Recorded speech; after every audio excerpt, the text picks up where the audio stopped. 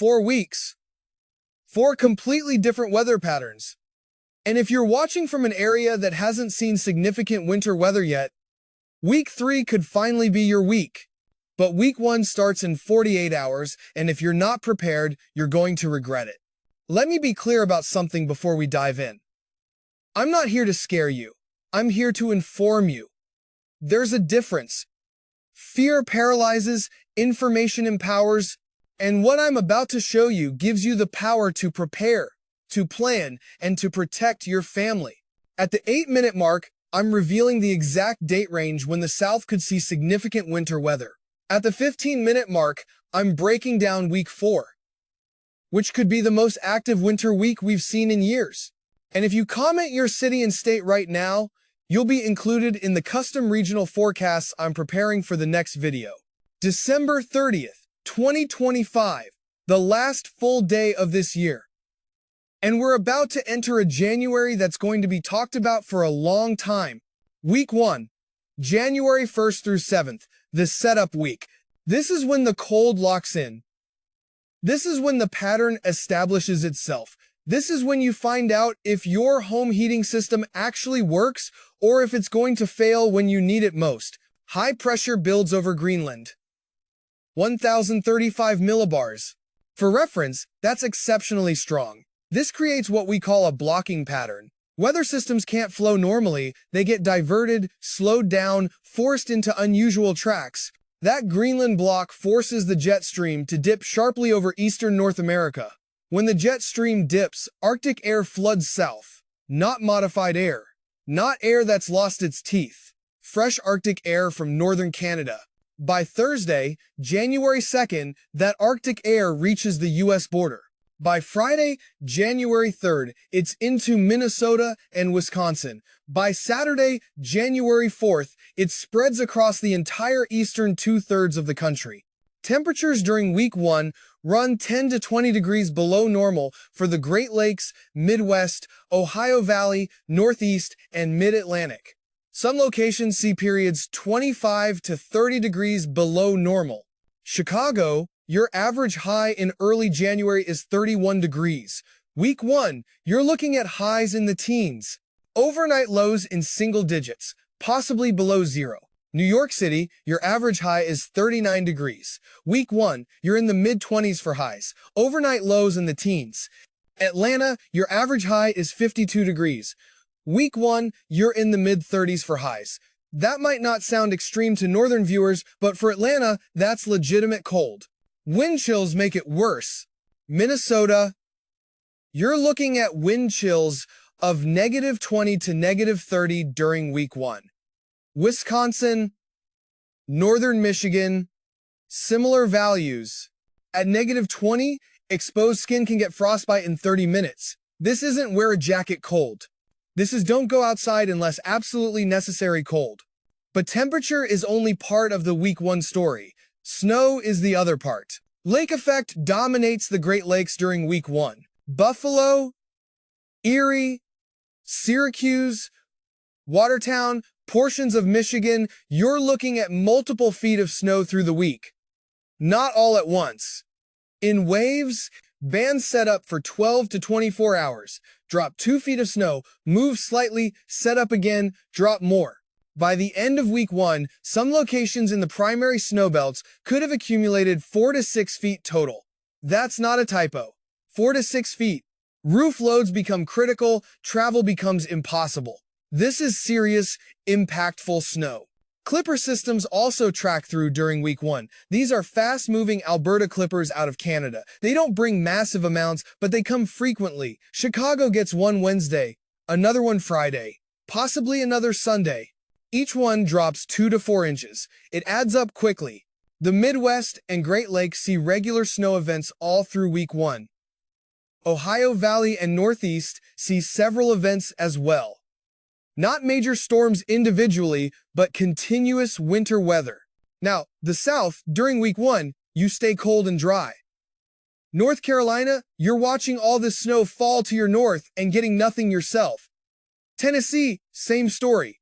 Texas, you're cold without moisture. Oklahoma, Arkansas, same situation. I know that's frustrating. You want winter weather. You're getting cold without the benefit of snow. But Psalm 27:14 tells us, wait for the Lord. Be strong and take heart and wait for the Lord. Your time is coming. It's just not week 1. Week 2, January 8th through 15th, the transition week. This is where the pattern starts to shift. The brutal cold of week 1 moderates. Not warm, not mild, just less extreme. Instead of 20 degrees below normal, you're looking at 5 to 10 degrees below normal. The blocking pattern is still there, but it's weakening slightly. Weather systems start to move a bit more normally. The jet stream becomes less amplified.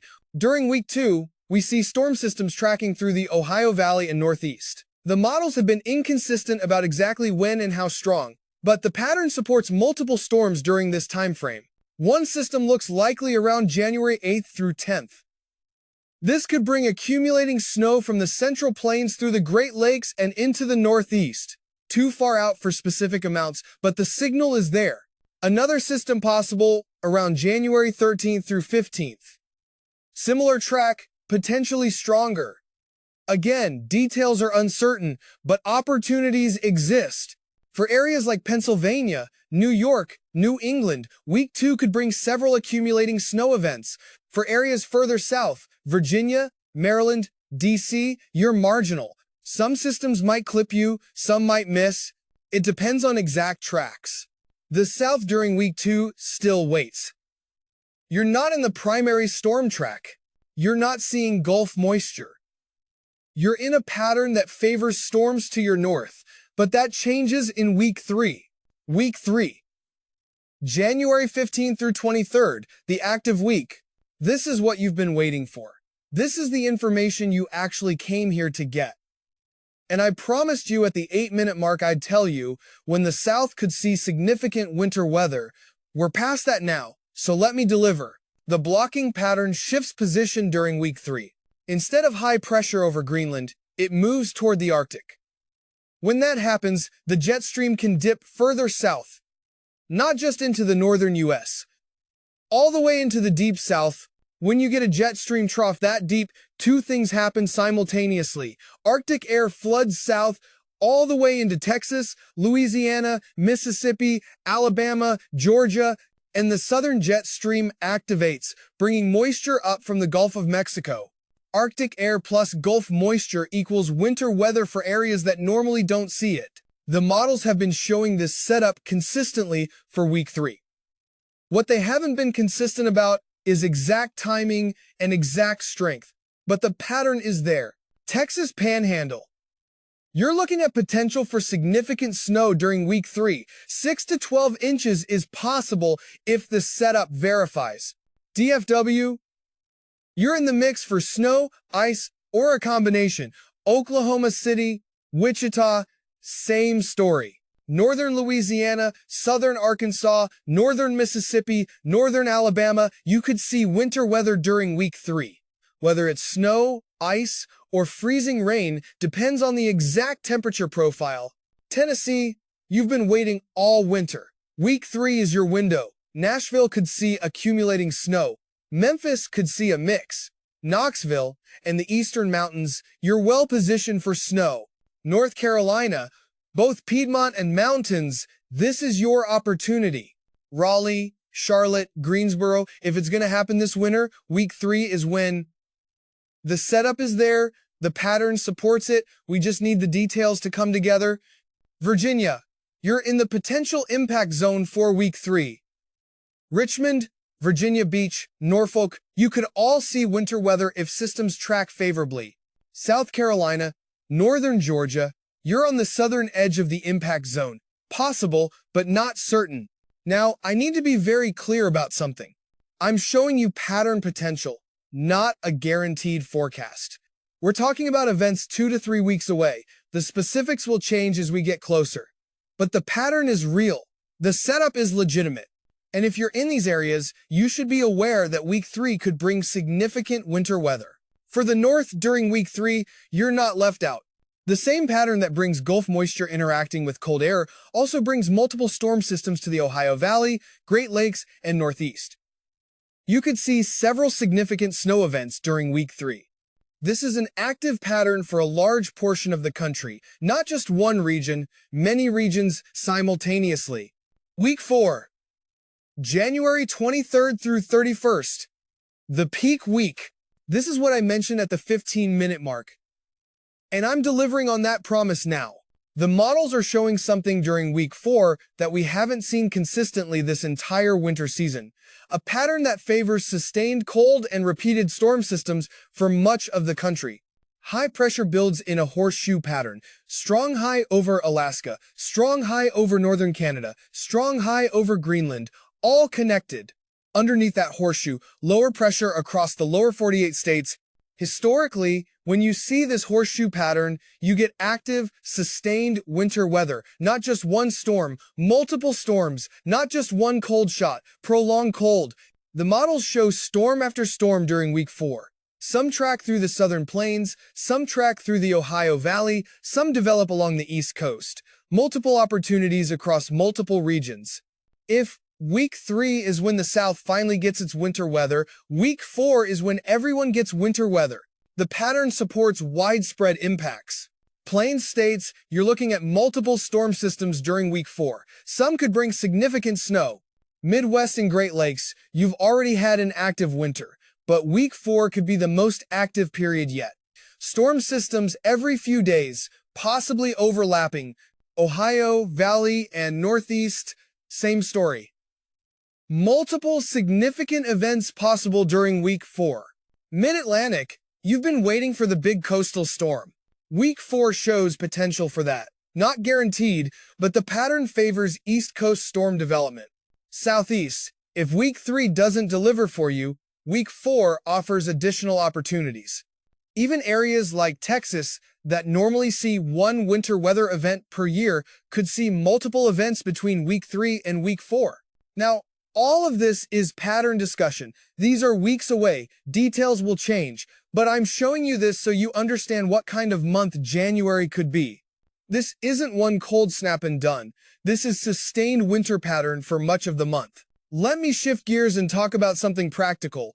How do you actually prepare for a month like this? First, assess your home heating. When was the last time you had your furnace serviced? If it fails during week 1, when it's brutally cold, you're in a bad situation. Get it checked now if you haven't recently. Second, stock up on supplies. Not panic buying, strategic buying. Non-perishable food that you'll eat anyway. Buy a little extra each trip. By the time week 3 arrives, you've built up a cushion without ever stripping store shelves. Third, prepare your vehicle. Emergency kit in the car, blanket, food, water, flashlight, first aid kit, phone charger, shovel, sand, or kitty litter. Keep a full tank of gas. Make sure your tires are properly inflated. Cold temperatures reduce tire pressure. Underinflated tires are dangerous on snow and ice. Fourth, check on vulnerable people in your life. Elderly parents or relatives, people living alone, people with medical conditions. Make sure they're prepared. Make sure you have a plan to check on them regularly if weather gets severe. Fifth, have backup plans for everything. Power could go out during ice storms. Do you have a way to stay warm? Water pipes could freeze during extreme cold. Do you know where your main shutoff valve is? Roads could become impassable during heavy snow. Do you have enough supplies to shelter in place for a few days? James 2:17 tells us, faith by itself, if it is not accompanied by action, is dead. We trust God, we have faith, but we also prepare. We take action. God gave us intelligence and wisdom. Using those gifts honors Him. Now, let me walk through regional specifics because I know you want information for your area. Buffalo, Syracuse, Erie, your veteran snow cities. You know how to handle this. But even for you, week 1 is going to be intense. Multiple feet of snow. Dangerous cold, extended period of difficult conditions. Don't let familiarity breed complacency. Even experienced winter cities can get overwhelmed when systems stack up. Chicago, Milwaukee, Detroit, Cleveland, Indianapolis, Columbus, you're looking at a very active January. Week 1 brings cold and frequent light snow. Week 2 brings storm potential. Week 3 and 4 bring multiple systems. Have your snow removal equipment ready. You're going to use it a lot. Minneapolis, you're bitterly cold during week 1. Life-threatening cold. Make sure outdoor workers have proper gear. Make sure homeless shelters have capacity. Make sure elderly residents have heat. Cold like this kills if people aren't prepared. New York City, Boston, Philadelphia, D.C., you're cold during week 1, storm potential during week 2, possible significant storms during week 3 and 4, depending on tracks. The pattern is more favorable for you during the second half of January than the first half. North Carolina, I know you've been waiting. I know you're frustrated every time you see snow forecasts that don't include you. Week 3 is your hope. Not your guarantee, but your hope. The pattern supports it. Watch the forecast closely as we get into mid-January. Virginia, similar to North Carolina. Week 3 is your window. Tennessee, you're well positioned for week 3. Cold air source to your north, moisture source to your south. When they interact, you're in the impact zone. Texas, Oklahoma, Arkansas, Louisiana, northern parts of your states are looking at week 3 and possibly week 4 for winter weather. Southern parts stay warmer. The line between snow and rain will be critical, and we won't know exactly where until we're closer. Denver and Colorado Front Range, the jet stream stays north of you during week 1 and 2. Week 3 and 4, when the pattern shifts, you get your opportunities. The mountains continue getting pounded all month. Phoenix, Las Vegas, you're getting rain from Pacific systems. Not huge amounts, but beneficial. Seattle, Portland, relentless Pacific moisture all month. Rain for you, snow for the mountains. Boise, Spokane, colder than the coast, more snow than the coast, multiple events all month. Now, I want to address something I've seen in the comments. Some of you are expressing frustration that forecasts keep changing. You're saying you can't trust long-range outlooks anymore. I understand that frustration. I do. But let me explain something. Weather forecasting has limits. We can forecast with high confidence 3 to 5 days out. We can forecast with decent confidence 7 days out. Beyond that, we're looking at patterns and possibilities, not specifics. When I show you week 3 and week 4 outlooks, I'm not telling you exactly what's going to happen. I'm showing you what the pattern supports. As we get closer, the forecast becomes more specific, but the pattern ideas are valuable even if the specific details change. If I tell you week 3 could bring winter weather to the south, that's valuable information even if I can't tell you exactly which day or exactly how much snow. It tells you to be ready. It tells you to watch forecasts closely during that time frame. It tells you not to make unchangeable plans that could be disrupted. Forecasting is part science, part art, and part humility. We know a lot. We don't know everything. We do our best with the tools we have. 1 Corinthians 13:12 tells us, "For now we see only a reflection as in a mirror. Then we shall see face to face. Now I know in part. Then I shall know fully." We forecast in part. We see partially. But we share what we see so you can prepare. Before I close, let me give you the action items from this forecast. This week, prepare your home, vehicle, and supplies for sustained winter weather starting January 1st. Week 1, January 1st through 7th, hunker down for brutal cold and lake effect snow if you're in the zones. Check heating systems. Have backup plans for power outages. Week 2, January 8th through 15th, monitor forecasts daily for storm systems. Prepare to adjust plans based on updated information. Week 3, January 15th through 23rd, South and Southern Mid-Atlantic watch closely. This is your window. North continues active pattern. Week 4, January 23rd through 31st, everyone stays alert. Potentially the most active winter week of the season. If you found this forecast valuable, I'd really appreciate it if you could hit that like button. More likes means more people in your area see this information and can prepare. If you haven't subscribed, please consider it. I'm posting daily updates throughout this pattern. You'll want to stay informed. And share this with people who need it. Your elderly neighbor, your friend with a long commute, anyone who might not be following weather news closely. Information helps, but only if people see it. If you haven't commented with your city and state, please do. It helps me create content that's relevant to who's actually watching. Final thought. Winter is hard. Sustained winter like we're about to experience is harder. But hard times reveal what we're made of. They reveal if we're selfish or generous, if we're fearful or faithful, if we turn inward or reach outward to help. I pray that when February arrives and we look back on this January, we can say we helped each other, we checked on the vulnerable, we were patient with inconvenience, we trusted God's provision while doing our part to prepare.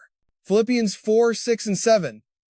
Do not be anxious about anything, but in every situation, by prayer and petition, with thanksgiving, present your requests to God. And the peace of God, which transcends all understanding, will guard your hearts and your minds in Christ Jesus. Prepare well, help generously, trust deeply. Stay safe, stay warm, and God bless you and your families through this winter. I'll see you in tomorrow's update with more detailed information as we get closer to week 1.